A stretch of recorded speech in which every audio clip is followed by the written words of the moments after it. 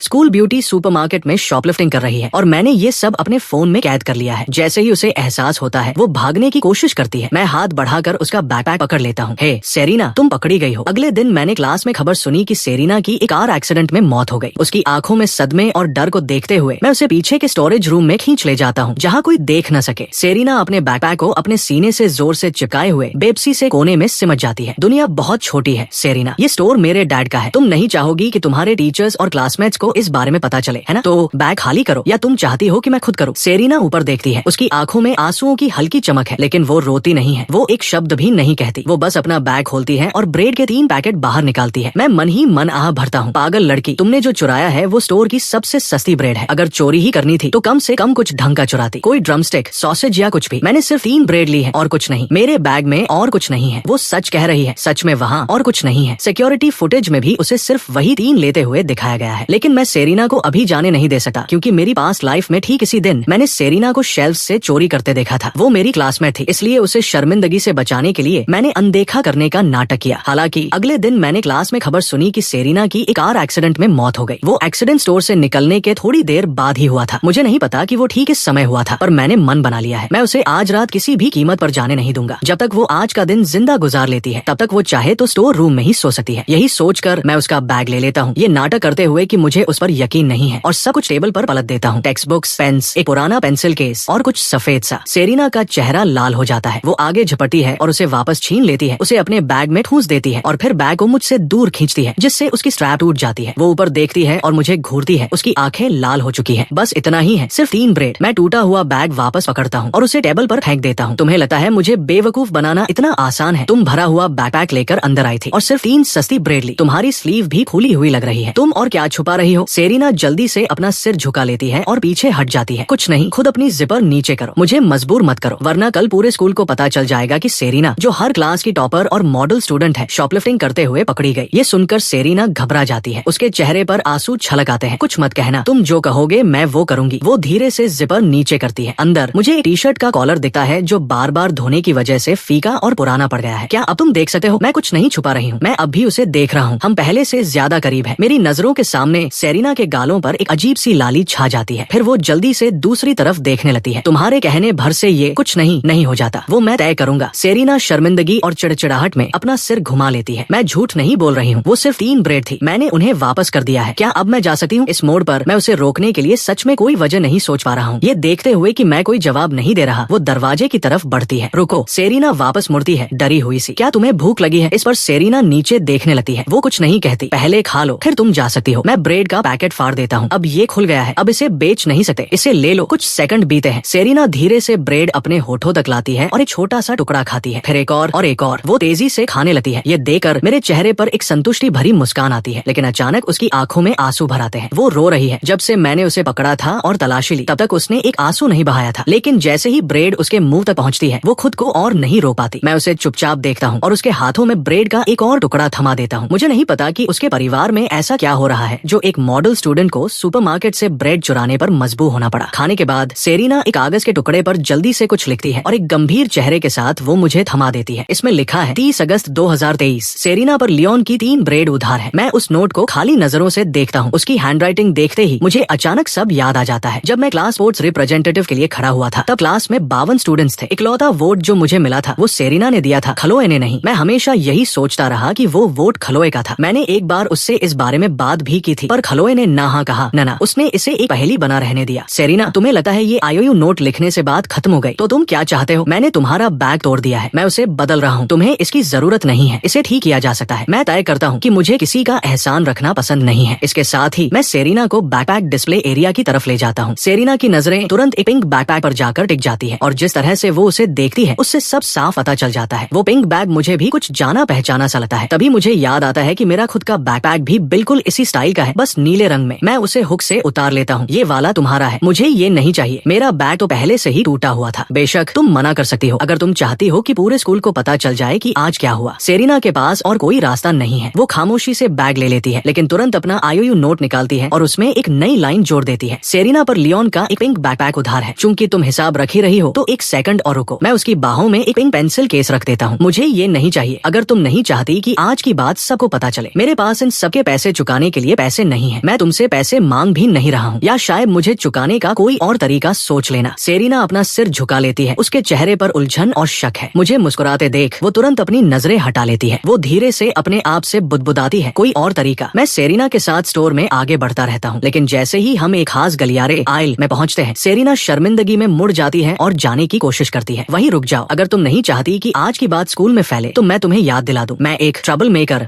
और मुझ जैसे लोगों की कोई सीमा नहीं होती। मुझे ये नहीं चाहिए, सच में नहीं चाहिए। इसे रख लो, ये सब उधार में गिना जाएगा। सेरीना आखिरकार मान जाती है। ठीक है, अब तुम जा सकती हो। घर जाते समय ट्रैफिक का ध्यान रखना, सही सलामत पहुँचना। कल स्कूल वैसे ही आना जैसे रोज आती हो। जब तक तुम ढंग से रहोगी मैं ऐसा दिखावा करूंगा जैसे आज कुछ हुआ ही नहीं, समझी? सेरीना को समझ नहीं आता कि मैं ये सब क्यों कह रहा हूँ, लेकिन उसे इतना पता है कि इसके पीछे मेरी कोई बुरी नियत नहीं है। तभी क्लोई अपनी दो सहेलियों के साथ अंदर आती है। हे, बस एक सेकंड यहाँ रुको, मैं सेरीना से कहता हूँ। वाह लियोन, खुद को तो देखो, अब तुम सेरीना से बातें करने लगे हो। मुझे बताओ तुम्हें कौन ज्यादा सुंदर लगती है, ये या मैं? मैं उसे खाली नजरों से देखता हूँ। क्लोई, क्या सच में तुम्हारे क्लासमेट की फैमिली का सुपरमार्केट है? ये तो बहुत बड़ा है। बिल्कुल, जाओ जो मन करे ले लो, पैसे देने की कोई जरूरत नहीं है। क्लोई की बात सुनकर वो दोनों लड़कियां पीछे नहीं हटी। वो शेल्फ से अपनी पसंद की चीजें चुनने लगती है। जल्द ही वो ढेर सारे चिप्स और स्नैक्स लेकर खुशी खुशी वापस आती है। वो सारा सामान चेकआउट काउंटर पर ढेर कर देती है। इसके 500 युआन हुए। क्लोई ने कहा था कि हमें पैसे देने की जरूरत नहीं है। लियोन, तुम्हारा क्या मतलब है? क्या तुम यहाँ शॉपिंग के लिए नहीं हो? ये तो बस कुछ स्नैक्स है, ये ज्यादा तो नहीं है ना? ज्यादा नहीं है तो तुम इनके पैसे दे सकती हो, है ना? सेरीना हैरानी से ये सब देख रही है। उसे महसूस होता है कि आज मैं कुछ बदला हुआ सा हूँ। क्लोई एकदम सुन्न पड़ जाती है। फिर उसके दिमाग में एक ख्याल आता है, क्या ये इसलिए है क्योंकि तुमने कल मुझे मॉल में ब्रैड के साथ देखा था? लियोन, उससे मिलना बस एक इत्तेफाक था। तुम इतने छोटे दिल के क्यों बन रहे हो? इसका इस बात से क्या लेना देना? जो सामान लिया है उसके पैसे देना तो मामूली बात है। सेरीना, क्या तुम्हें ऐसा नहीं लगता? सेरीना अपना सिर दूसरी तरफ घुमा लेती है। उसे लगता है कि उसका इस बात में पड़ना ठीक नहीं। जाने दो क्लोई, हमें वैसे भी उतनी भूख नहीं थी। लियोन, तुम इसके लिए पछताओगे। इसके साथ ही क्लोई अपनी सहेलियों के साथ जाने के लिए मुड़ती है। वहीं रुक जाओ, सब कुछ वहीं वापस रखो जहाँ से उठाया था, वरना तुम्हें याद दिलाना पड़ेगा कि मैं क्या कर सकता हूँ। उसकी दोनों सहेलियों ने स्कूल में मेरी बदनामी के किस्से सुन रखे थे, इसलिए वो जल्दी जल्दी सारा सामान वापस रखने लगती है। जैसे ही काम खत्म होता है वो क्लोई के पास भागती है। क्लोई, चलो यहाँ से चलते हैं। लियोन, मैं आज के लिए तुम्हें कभी माफ नहीं करूंगी। सेरीना मेरे बगल में खड़ी है और ये सब देख रही है। उसे इस सब को समझने में थोड़ा समय लगता है। पिछले साल जब मैं क्लास स्पोर्ट्स रिप्रेजेंटेटिव के लिए खड़ा हुआ था तब मुझे वोट देने के लिए शुक्रिया। सेरीना, उसका चेहरा एकदम से बदल जाता है, जैसे उसे इसकी उम्मीद ही न हो। कुछ ही सेकंड में उसका चेहरा लाल हो जाता है और वो लगभग भागते हुए दरवाजे से बाहर निकल जाती है। धीरे चलो, ठीक से चलो, सड़क पर मत भागो वरना कल तुम्हारी शिकायत स्कूल में कर दूंगा। सेरीना उलझन में पीछे मुड़कर देखती है पर फिर भी अपनी रफ्तार धीमी कर लेती है। अगली सुबह मैं सीधे क्लास के दरवाजे पर पहुंचता हूं और देखता हूं कि सेरीना अपनी सीट पर सुरक्षित बैठी है। उसे कुछ नहीं हुआ। मुझे इतनी राहत मिलती है कि मेरे मुंह से शब्द नहीं निकल रहे। सेरीना मुझे घूरते हुए देखती है और उसके गाल गुलाबी हो जाते हैं। वो अपना सिर दूसरी तरफ घुमा लेती है। लियोन, तुम्हें क्या लगता है स्कूल के पहले ही दिन लेट आ रहे हो? जाकर बैठो, तुमसे मैं बाद में निपटूंगी। जी मिस शॉ। सेरीना, अगर पीछे बैठने से देखने में दिक्कत हो रही है तो बस एक बार कह दो, मैं तुम्हें आगे शिफ्ट कर दूंगी। बिल्कुल नहीं, मुझे एतराज है। मैं बीच में बोल पड़ता हूँ। तुम्हें एतराज है? लियोन, तुम खुद को समझते क्या हो? सीटें ग्रेड्स के हिसाब से दी जाती है। सेरीना का पिछला फाइनल एग्जाम सिर्फ फैमिली इमरजेंसी की वजह से छूट गया था। तुम्हें सच में लगा कि तुम जैसा नीचे से सेकंड आने वाला लड़का कभी उसके बगल में बैठेगा? मैं चेतावनी दे रही हूँ, क्लास के दौरान उसे परेशान मत करना। अगर मैंने तुम्हें पकड़ लिया तो तुम पूरे स्कूल के सामने स्टेज पर खड़े होगे। इसकी जरूरत नहीं पड़ेगी मिस शॉ। मैं मंथली एग्जाम में अपनी सीट खुद कमा लूंगा। ठीक है ठीक है सेरीना, तुम हिम्मत मत हारना। अगर लियोन तुम्हें परेशान करे तो मुझे बताना। परेशानी? परेशानी किसे कहते हैं? मैं हाथ बढ़ाकर सेरीना की बाह पर उंगली मारता हूँ। पोक, क्या ये परेशानी में गिना जाएगा? उसके गाल तुरंत लाल हो जाते हैं। वो झटके से अपना सिर दूसरी तरफ घुमा लेती है। मैं गर्मा गर्म स्टीम्ड पोक बंस का एक बैग निकालता हूँ और सेरीना की तरफ बढ़ाता हूँ। ब्रेक में इन्हें खा लेना, पेट भर लो अपना। मुझे ये नहीं चाहिए। तुम्हारी हिम्मत कैसे हुई मना करने की? क्या तुम चाहती हो कि मैं? मेरी आधी अधूरी धमकी पर सेरीना आज्ञाकारी बनकर बंस ले लेती है और अपनी उन खूबसूरत आंखों से मुझे एक ऐसी नजर देती है जिसमें चिड़चिड़ाहट और बेबसी दोनों है। ये हुई ना बात, बस वैसा ही करो जैसा कहा जाए। वक्त बीता है और आखिरकार घंटी बजती है। सेरीना, वो बंस खा लो। मुझे भूख नहीं है तो मुझे बताओ, क्या तुमने नाश्ता किया था? मैं नाश्ता नहीं करती, अभी खाओ, मेरा सब्र मत आजमाओ। सेरीना मेरी तरफ देखती है, फिर हिचकिचाते हुए एक बन अपने होठों तक ले जाती है और छोटा सा टुकड़ा काटी है। जैसे ही उसका स्वाद उसे मिलता है उसकी आंखें चमक उठती है और पूरा बन सेकंडों में खत्म हो जाता है। मैं चुपचाप संतुष्टि के साथ उसे देखता हूँ। दूसरा खत्म करने के बाद बैग में 2 और बचे हैं। सेरीना उन्हें देखती है, एक पल के लिए हिचकिचाती है और फिर चुपचाप उन्हें अंदर रख देती है। मेरा पेट भर गया है, बाकी मैं लंच में खाऊंगी। मैंने कहा इन्हें खाओ, बहाने बनाना बंद करो। सेरीना मुझे घूरती है। एक पल के लिए लगता है जैसे वो पलटकर जवाब देगी। वो अब भी मुझे घूर रही है। ऐसे ही घूरती रहो और मैं। उसके चेहरे के भाव कोमल हो जाते हैं, जैसे वो कोई मासूम सी विनती कर रही हो और वो चुपचाप तीसरा बन खाने लगती है। उसी पल खलोए क्लास में आती जाती है। आज मौसम कितना अच्छा है, ट्रैक पर टहलने के लिए एकदम सही है ना लियोन? लियोन बाहर आओ, मुझे तुमसे बात करनी है। खलोए मुड़कर जाने लगती है। उसे पूरा यकीन है कि मैं उसके पीछे आऊंगा, लेकिन जब वो पीछे मुड़कर देखती है तो वहाँ कोई नहीं होता। मैं अब भी अपनी सीट पर हूँ। लियोन बहुत हुआ, अब तुम हद पार कर रहे हो। मैंने क्या किया? अगर कुछ कहना है तो यही कहो, मैं कहीं नहीं जा रहा। चलो ना मेरे साथ कैफेटेरिया में लंच करो। सॉरी, मैं पढ़ाई कर रहा हूँ। मैं अपनी जगह से नहीं हिलता। क्लोई की दाल नहीं गलती। वो हार मानकर अपने लंच ग्रू के साथ चली जाती है। दोपहर तक क्लास में सिर्फ मैं और सेरिना बचे हैं। मैं खुद ये देखना चाहता हूँ, सेरिना हमेशा कैफेटेरिया इतनी देर से क्यों जाती है? वो असल में क्या खाती है, या फिर वो कुछ खाती भी है या नहीं? सेरिना शांति से अपनी डेस्क पर बैठी सुबह का असाइनमेंट कर रही है। उसे शायद एहसास भी नहीं है कि क्लास में सिर्फ हम दोनों हैं। इंतजार करते करते मेरी आंख लग जाती है। सेरिना मुड़कर देखती है और पाती है कि मैं गहरी नींद में हूँ और मेरे मुंह के कोने से लार ड्रूल टपक रही है। वो मुझे कुछ खोई खोई सी नजरों से देखती है। दरअसल उसका एक राज है जो कोई नहीं जानता। वो मुझे मिडिल स्कूल से जानती है। उसकी यादें मुझसे जुड़े पलों से भरी पड़ी है, लेकिन वो ये भी अच्छी तरह जानती है कि मुझे उनमें से कुछ भी याद नहीं है। शायद मैंने कभी उसे नोटिस तक नहीं किया था, पर कोई बात नहीं, उसे सब याद है। थोड़ी देर चुपचाप बैठने के बाद वो क्लास से बाहर निकल जाती है। ये उसके लंच का रोज का समय है। जब तक वो कैफेटेरिया पहुंचती है बाकी सब लोग का खाना खाकर जा चुके होते हैं। कैफेटेरिया लगभग खाली है। ओह, तुम फिर आ गई। मैंने कितनी बार कहा है कि अगली बार जल्दी आया करो। जब भी तुम इस वक्त आती हो सारा खाना खत्म हो चुका होता है। शोरबे ब्रॉथ के अलावा कुछ नहीं बचा। कोई बात नहीं, सादा चावल ठीक है। देखो तुम समझती नहीं हो, वो पूरी ग्रेड की टॉपर है। देर से आने का मतलब है कि वो पढ़ाई कर रही थी। उसे देखो, किसी पेंटिंग जैसी सुंदर है और ऊपर से इतनी होशियार। अगर मेरा बेटा इसका आधा भी होता तो मैं खुश हो जाता। रुको, मैं तुम्हें थोड़े एक्स्ट्रा चावल दे देती हूँ और उस पर थोड़ा मीट का शोरबा डाल देती हूँ। बस 50 सेंट दे दो। शुक्रिया। अपना मील कार्ड स्वाइप करने के बाद सेरिना अपना बैलेंस देखती है। 5 युआन और 20 सेंट। उसके लिए एक वक्त के खाने के 50 सेंट देना भी बहुत बड़ी बात है। इसी बीच क्लासरूम में मेरी आंख अचानक खुलती है। मैं लगभग आधे घंटे से सोया हुआ था। अब कैफेटेरिया में कुछ भी बचने का सवाल ही नहीं उठता। फिर भी मैं वहाँ भागकर जाता हूँ। बेटा, इस वक्त तो यहाँ सिर्फ सादे चावल ही बचे हैं। चावल ही ठीक है। वैसे क्या मुझसे पहले यहाँ कोई लड़की आई थी? वो काफी सुंदर है और उसके बाल लंबे हैं। ओह, मैं उस लड़की को जानती हूँ। वो हमेशा देर तक पढ़ाई करती है। जब भी वो आती है सिर्फ सादे चावल ही बचे होते हैं। मैं अपने चावल के लिए 2 युआन स्वाइप करता हूँ। मैं थोड़ा हैरान हूँ, ये बहुत सस्ता है। उसी दोपहर पे क्लास में मैं अपने क्लासमेट्स के साथ बास्केटबॉल खेल रहा हूँ। क्लास के हर फ्री पीरियड में सेरिना अपनी टेक्स्ट बुक लेकर एक ही जगह बैठती है और चोरी छिपे मुझे बास्केटबॉल खेलते हुए देखती है। बास्केटबॉल खेलने वाले हर लड़के का सपना होता है डंक मारना। जब मैं एक जबरदस्त स्लैम डंक मारता हूँ तो सेरिना अपनी खूबसूरत और हैरान आंखों से मुझे देखती है। बाकी लड़कों के भी होश उड़ जाते हैं। मैं खुद भी थोड़ा हैरान हूँ। कल दोबारा जन्म लेने के बाद से मैंने नोटिस किया है कि मैं ज्यादा ताकतवर हो गया हूँ। वो डंक तो बिना कोशिश किए ही हो गया। क्या यह दोबारा मौका मिलने के साथ मिला कोई बोनस है? मैं सेरिना की तरफ देखता हूँ। अचानक हमारी आंखें मिल जाती है। वो तुरंत अपनी किताब उठाकर अपना चेहरा छुपा लेती है जैसे कुछ याद कर रही हो। लियोन, वो बहुत कूल था। मैं क्लो को एक बेरुखी भरी नजर देता हूँ और मुंह फेर लेता हूँ। ब्रैड, जो क्लास प्रेसिडेंट है, खलोए की तारीफ सुन लेता है और चिढ़कर मुझे देखता है। कोर्ट पर मुझे कोई नहीं हरा सकता। लियोन, क्या मेरे साथ 1-on-1 खेलोगे? जब ब्रैड अपनी डींगे हाँक रहा होता है तभी मेरी नजर किनारे पर पड़ती है। सेरिना जमीन पर गिरी हुई है। उसका चेहरा दर्द से खिंचा हुआ है और उसने अपना दाहिना टखना एंकल कसकर पकड़ा हुआ है। मैं पास खड़ी एक लड़की से पूछता हूँ, क्या हुआ? शायद मैंने एक लड़की को सेरिना को पीछे से धक्का देते देखा और सेरिना गिर गई। वो लड़की कैसी दिखती थी? कौन सी क्लास की है? मैंने ठीक से नहीं देखा। मैं सेरिना के पास जाता हूँ। चलो बैठो, मैं तुम्हें नर्स के ऑफिस ले जा रहा हूँ। सेरिना धीरे से उठती है और मुझे घूरती है। किसका इंतजार कर रही हो? बैठो। मैं उसे अपनी पीठ पर उठाता हूँ और नर्स के ऑफिस की तरफ चल देता हूँ। उसके चेहरे पर एक धीमी सी मुस्कान खिल जाती है जो बसंत की धूप जैसी गर्म है। तुम्हें किसने धक्का दिया? क्या तुमने देखा? मैंने नहीं देखा। कोई अंदाजा कि वो कौन हो सकता है? नहीं, तुम डर रही हो कि मैं उनके पीछे जाऊंगा, है ना? नहीं, ऐसी बात नहीं। ठीक है, तुम जीती। मैं हार मानता हूँ। जल्द ही हम नर्स के ऑफिस पहुँच जाते हैं। मैं उसे पीठ पर लिए इधर उधर घूमता हूँ पर वहाँ कोई नर्स नहीं दिखती। मैं सेरिना को बिस्तर पर बिठाता हूँ। तुम क्या कर रहे हो? देख रहा हूँ कि मोच आई है या हड्डी खिसकी है। तुम्हें सच में ये सब आता है? जाहिर है, अपने गाँव में मैं बुजुर्गों की हड्डियाँ बैठाया करता था। लग रहा है कि कुछ गंभीर नहीं है, बस मामूली मोच है, सूजन भी नहीं है। थोड़ा सा मेडिकेटेड ऑयल लगाओगी और तुम ठीक हो जाओगी। फिर मैं सेरिना का दाहिना पैर उठाकर अपने घुटने पर रखता हूँ ताकि तेल लगा सकूं। लेकिन अगले ही पल सेरिना अपना पैर पीछे खींच लेती है। मैं खुद कर लूंगी। वो मुड़कर खुद तेल लगाने लगती है। जब वो काम खत्म कर लेती है तो नर्स के ऑफिस से बाहर निकल जाती है। मैं उसे समझाने की कोशिश करते हुए पीछे पीछे आता हूँ। वो सिर झुकाए मुझे अनदेखा करते हुए आगे चलती रहती है। अब तक स्कूल की छुट्टी हो चुकी है। सेरिना कहती है कि वो क्लासरूम में पढ़ाई करने जा रही है। मैं उसे जाने देता हूँ और खुद स्कूल के गेट की तरफ बढ़ जाता हूँ। लेकिन जब मैं अपनी साइकिल लेकर गेट पर पहुँचता हूँ तो मैं सेरिना के टखने के बारे में सोचना बंद नहीं कर पाता। वो आखिर रहती कहाँ है? क्या वो दूर है? क्या वो पूरे रास्ते लंगड़ाते हुए घर जाएगी? शायद मुझे उसे छोड़ देना चाहिए। दूसरी तरफ क्लासरूम खाली है और सेरिना पढ़ाई नहीं कर रही है। वो क्लास में सबसे आगे है। प्लेटफॉर्म पर लंगड़ाते हुए चल रही है। हाथ में डस्टर लिए अपने पंजों के बल खड़ी होकर ब्लैक बोर्ड का एक एक शब्द मिटा रही है। मेरी नजर बोर्ड के कोने में लिखी ड्यूटी लिस्ट पर पड़ती है। वहाँ लिखा है ब्लैक बोर्ड और प्लेटफॉर्म, लियोन। तभी सेरिना मुझे दरवाजे पर खड़ा देख लेती है। वो ऐसे चौंक जाती है जैसे उसे कुछ गलत करते हुए पकड़ लिया गया हो और तुरंत पीछे हट जाती है। तुम्हारे टखने में चोट लगी है, चलो मैं तुम्हें घर छोड़ देता हूँ, मुझे इसकी जरूरत नहीं है। तो तुम रहती कहाँ हो? क्या वो दूर है? दूर नहीं है। मैं उसे ऐसी नजर से देखता हूँ जिसका मतलब है कि मुझे उसकी बात पर यकीन नहीं है। सेरिना सफाई खत्म करती है और तेजी से मेरे पास से निकल जाती है। मैं अपनी साइकिल लेकर स्कूल गेट तक उसके साथ साथ चलता हूँ। आओ मुझे छोड़ने दो, सच में मैं ठीक हूँ। अगर मेरे डैड ने किसी अजनबी लड़के को मुझे छोड़ते हुए देखा तो वो ठीक है, फिर घर सावधानी से जाना। सेरिना। सेरिना के चेहरे पर एक दुर्लभ मुस्कान आती है। कल मिलते हैं। मैं तब तक देखता रहता हूँ जब तक मुझे यकीन नहीं हो जाता कि वो ठीक से चल रही है। तभी मुझे चैन मिलता है। घर पहुँचते ही मेरी मुलाकात डैड से होती है जो बाहर जा रहे हैं। डैड आप कहाँ जा रहे हैं? मिसेस व्हाइट का पोता हुआ है तो वो काम छोड़कर घर चली गई है। स्टोर में लोगों की कमी है। डैड अगर आपको किसी की जरूरत है तो मैं एक क्लासमेट को जानता हूँ जो अप्लाई कर सकती है। क्या बात बनेगी? जरूर, उसे कभी भी इंटरव्यू के लिए ले आना। अब मुझे रोको मत, मुझे स्टोर पहुँचना है। मॉम मैं आ गया। मेरी छोटी बहन कहाँ है? तुम्हारे आने से पहले ही हमने उसे डांटा है। क्या हुआ? वो नंबर 65 मिडिल स्कूल के बाहर उस मंदबुद्धि आदमी के साथ बहुत ज्यादा वक्त बिता रही है। मेरी छोटी बहन गुस्से में बाहर आती है। अंकल स्ट्रैप्स बुरे इंसान नहीं है और फिर पैर पटकती हुई अपने कमरे में चली जाती है। अपनी बहन के मुंह से उन्हें अंकल स्ट्रैप्स कहते सुन मुझे अचानक एक पुरानी बात याद आती है। मैं भी नंबर 65 मिडिल स्कूल में ही पढ़ा था और अंकल स्ट्रैप्स तब भी गेट के बाहर वैसे ही बैठा करते थे। बाकी बच्चे अंकल स्ट्रैप्स को बहुत चिढ़ाते थे। हर बार जब मैं दखल देता तो मैं उन्हें डांट कर भगा देता था। मुझे उसी स्कूल की एक लड़की भी याद है जो बिल्कुल मेरी तरह उनका साथ देती थी। मुझे उसका नाम कभी पता नहीं चला, बस इतना याद है कि उसके बाल लंबे और उलझे हुए थे और उसका चेहरा लगभग बालों के पीछे छिपा रहता था। लेकिन जब भी अंकल स्ट्रैप्स उसे देखते वो हमेशा मुस्कुराते थे। मॉम मुझे लगता है छोटी बहन को डांटने से पहले आपको पूरी कहानी सुननी चाहिए। मैं आपको एक सीक्रेट बताता हूँ। जब मैं मिडिल स्कूल में था तो मेरे भी अंकल स्ट्रैप्स से काफी अच्छे ताल्लुक थे। सच में? बिल्कुल, वो बहुत दयालु है। उन्होंने कभी किसी को चोट नहीं पहुँचाई पर बहुत से बच्चे उन्हें परेशान करते थे, इसलिए मैंने कई बार उनका बचाव किया। देखा अंकल स्ट्रैप्स अच्छे इंसान है। और आज लंच में मैंने एक बहुत प्यारी लड़की को उन्हें खाना खिलाते और उनका साथ देते देखा। मुझे तुम पर गर्व है, लेकिन अगर कभी ऐसी बात हो जो तुम अकेले न संभाल सको तो तुरंत मुझे बताना, मैं वहाँ पहुँच जाऊंगी। समझ गए? समझ गया। अगले दिन पहला पीरियड बायोलॉजी का है। इस मोड़ पर लेक्चर सुनना मेरे किसी काम का नहीं है। मेरी पढ़ाई की नींव इतनी कमजोर है कि लेक्चर सुनना किसी विदेशी भाषा को सुनने जैसा लगता है। तो कुछ ही देर में मैं सो जाता हूँ। सेरिना मेरी तरफ देखती है, फिर चुपचाप बचे हुए 2 बंस निकालकर अपने प्लास्टिक लंच बॉक्स में रख लेती है जो वो घर से लाई थी। मैंने ये सब नोटिस किया, बस कुछ बोला नहीं। करीब 10 मिनट बाद मेरी नींद खुलती है। सेरिना मुझे हिलते हुए देखती है और तुरंत मेरी तरफ मुड़ती है। उसका चेहरा अजीब तरह से संजीदा और घबराया हुआ है। मैंने बिना पूछे तुम्हारे 2 बंस खा लिए। तो क्या हुआ? तुम मुझे रिपोर्ट क्यों दे रही हो? सेरिना शर्मिंदगी से अपना सिर झुका लेती है। वो उतनी ही तेजी से वापस मुड़ जाती है। उसका चेहरा शर्म से लाल हो रहा है। मैंने आज तक किसी को झूठ बोलते हुए इतना प्यारा लगते नहीं देखा। एक नॉर्मल हार्ट रेट 60 से 90 धड़कन प्रति मिनट के बीच होती है। वैसे क्या किसी को पता है कि लाई डिटेक्टर कैसे काम करता है? पल्स रेट उन खास चीजों में से एक है जिसे ये मापता है। अब अपने साथ वाले पार्टनर के साथ इसे ट्राई करें, एक दूसरे की पल्स चेक करें। ये सुनते ही मैं तुरंत चौकन्ना हो जाता हूँ। सेरिना पूरी तरह अलर्ट हो जाती है। उसकी नजरें मुझ पर टिकी हैं। तुम मुझे ऐसे क्यों देख रही हो? क्या मैं तुम्हें डराता हूँ? अपना हाथ दो, मुझे तुम्हारी पल्स चेक करने दो। नहीं, क्यों नहीं? क्या तुम कुछ छुपा रही हो? बस हाथ दो। नहीं मतलब नहीं। ठीक है, फिर मैं तुम्हारी धड़कन सुनूंगा। हम काफी देर तक बहस करते रहते हैं और आखिर में किसी की भी पल्स चेक नहीं हो पाती। सुबह की क्लास खत्म होती है और लंच का समय हो जाता है। क्लोई एक बार फिर मेरे पास आती है। लियोन आज तो तुम मेरे साथ लंच कर सकते हो ना? नहीं, मैं पढ़ाई कर रहा हूँ। ये अच्छे स्टूडेंट होने का नाटक बंद करो। तुम्हारे जैसे ग्रेड्स के साथ भला पढ़ने के लिए है ही क्या? तुम ये सब बस मुझे चिढ़ाने के लिए कर रहे हो, है ना? अगर तुम अपनी भलाई चाहती हो तो यहाँ से चली जाओ। मुझे तुम्हें जाने के लिए कहने पर मजबूर मत करो। मेरी बात सुनकर ऐसा लगता है जैसे खलोए बस रोने ही वाली है। उसकी सहेली दौड़ कर आती है और उसे खींच कर ले जाती है। चलो भी, इसके मुंह क्यों लग रही हो? जैसे ही क्लास खाली होती है फिर से सिर्फ मैं और सेरिना रह जाते हैं। एक पल के लिए सेरिना मुझे मुड़कर देखती है और पाती है कि मैं सच में पढ़ाई कर रहा हूँ। मुझमें ये बदलाव देखकर वो अपने होंठ सिकोड़कर मुस्कुरा देती है। लेकिन अगले ही पल जैसे ही मैं उसकी तरफ देखता हूँ सेरिना तुरंत अपनी नजरें फेर लेती है। वक्त बीता जा रहा है। जब सेरिना के लंच का समय होता है तो वो कैफेटेरिया जाने के लिए खड़ी होती है और मैं भी। मैं आलस से अंगड़ाई लेता हूँ। वाह, काफी अच्छी पढ़ाई हो गई। शर्त लगा सकता हूँ कि अब तक कैफेटेरिया में कुछ नहीं बचा होगा। सेरिना मुझे अनदेखा करती है और खामोशी से निकल जाती है। मैं भी आराम से उसके पीछे पीछे चल देता हूँ। कैफेटेरिया काउंटर पर लेडी सेरिना से सादे चावल के लिए 50 सेंट लेती है और मुझसे वो 2 युआन मांगती है, जिससे मैं सच में उलझन में पड़ जाता हूँ। मैं सेरिना के बगल वाली सीट पर जाकर बैठ जाता हूँ। फिर मैं अपना बैग खोलता हूँ और सुपरमार्केट से लाए स्नैक्स का ढेर टेबल पर लगा देता हूँ। हाँ, मुझे पता था कि वहाँ कुछ नहीं बचेगा, इसलिए मैं पूरी तैयारी के साथ आया था। मैं ड्रमस्टिक, ब्रेस्ट एग और सॉसेज के पैकेट फाड़ता हूँ और उन्हें अपनी ट्रे में सजा देता हूँ। अजीब है, आज मुझे ज्यादा भूख नहीं है। शायद आजकल मैं ये सब कुछ ज्यादा ही खाने लगा हूँ। मैं सेरिना की तरफ देखता हूँ, उसकी ट्रे अपनी तरफ खींचता हूँ और अपनी भरी हुई ट्रे उसके सामने कर देता हूँ। चलो आज अदला बदली करते हैं। सेरिना मुझे हैरान होकर देखती है। वो विरोध करने खाने के लिए अपना मुंह खोलती ही है कि मैं उसकी तरफ इशारा करता हूँ, और तुम्हें पता है ना फिर क्या होगा। सेरीना काफी देर तक मुझे देखती रहती है, फिर वो अपना मुंह बंद कर लेती है और कुछ नहीं कहती। वैसे मेरे फैमिली सुपरमार्केट में शाम की शिफ्ट के लिए एक कैशियर की जरूरत है। इसे अपना ऑफिशियल जॉब ऑफर समझो। तुम्हें काम पर रख लिया गया है। अगर तुमने शिकायत या मना करने की हिम्मत की तो तुम देखोगी कि मैं क्या कर सकता हूँ। समझी ना? कोई शिकायत नहीं, मैं ये काम करूंगी। बहुत अच्छे। मैं उसे एक संतुष्ट भरी नजर देता हूँ। सेरीना जो मन ही मन खुश है अपना सिर झुकाकर खाने लगती है। फिर वो अपना लंच बॉक्स निकालती है। वो नहीं चाहती कि मैं अंदर रखे वो बंस देखूं, इसलिए वो उसे टेबल के नीचे अपनी गोद में रखती है। फिर वो ट्रे से बचा हुआ चावल, ड्रमस्टिक, अंडा और सॉसेज उस लंच बॉक्स में डाल देती है। ये तुम क्या कर रही हो? अपने डैड के लिए ले जा रही हूँ। मुझे ऐसा महसूस होता है जैसे मैंने कुछ ऐसा सुन लिया है जिसे मैं समझ नहीं पा रहा। रुको, तुम्हारा मतलब है कि तुम अभी स्कूल छोड़कर ये उनके पास ले जाओगी? मुझे कुछ समझ नहीं आ रहा। सच कहूँ तो मुझे सेरीना के पिता से काफी समय से चिढ़ हो रही थी। एक ऐसा आदमी जो अपनी बेटी को सुपरमार्केट से ब्रेड चुराने दे और ऊपर से ये उम्मीद रखे कि वो स्कूल से उसके लिए खाना लाएगी। ये कैसा मामला है? मुझे माफ कर दो। तुम माफी क्यों मांग रही हो? मेरा पेट भर गया है। खाने के लिए शुक्रिया। सच में। रुको, मैं ये नहीं कह रहा कि तुम उनके लिए नहीं ले जा सकती। बस पहले ये ड्रमस्टिक खुद खा लो, ठीक है? बाकी उन्हें दे देना। मैं सच में और नहीं खा सकती। ठीक